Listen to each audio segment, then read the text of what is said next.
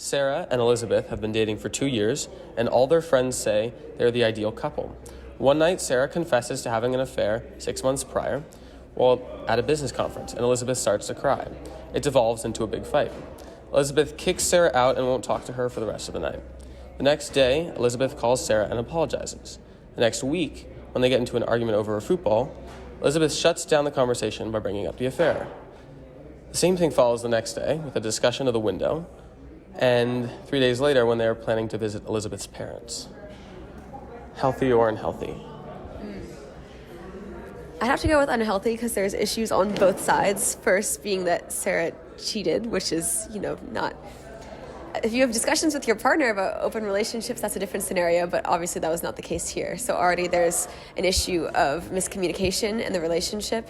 And then the fact that Elizabeth uses that as a weapon against Sarah in future arguments is another issue with communication because they're not actually addressing the issue. She just kicked her out and they never talked about what happened. So there's a severe lack of communication, and I would say that's a sign of an unhealthy relationship. Even though everything else in their relationship could be okay, that's something they could fix. Well, I think it's an unhealthy relationship. It's unhealthy. I think the first thing is because one girl cheated, right? Yeah. So obviously that was bad. And then from there, I think the other girl had probably, understandably, a hard time trying to process it, and it's just manifesting in unhealthy ways, and she's just, using that when other arguments or, other things are coming up. Alex and James have been dating for 3 weeks. Alex says he sexually wants to take things to the next level, but James is scared and doesn't feel the same way. Alex says he respects James's boundaries and will wait. Alex asks again right before they're about to hook up, but again James says no. Alex is okay with James's answer and says he won't ask again until James says he is ready. Is this a consensual or a healthy relationship or not? Yes. And why? Respecting boundaries and not pushing when no means no. Is this healthy or unhealthy? I think it's healthy because Alex is respecting James's boundaries and not going any further when James doesn't want to.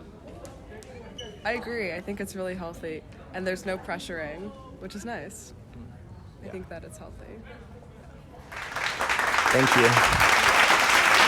Is this a healthy relationship or not, and why? I think that's really healthy because they're respecting each other's boundaries and really communicating well and trying to protect each other's well-being. Facts. That's it. Thank you. Word. Unhealthy. Healthy, yeah. Consent is important. Jonathan and Melissa have been dating for 2 months, and Jonathan is feeling more and more like his friends are drifting away from him because of his relationship with Melissa. Melissa maintained a network of friends and doesn't feel the same way. John worries that Melissa isn't as invested in the relationship as he is and is worried that without her, he won't have anyone to be around. Is this healthy or unhealthy? Because of Melissa. It's unhealthy. Then it's unhealthy. Maybe. But Charlie, do you think this is a healthy or unhealthy relationship?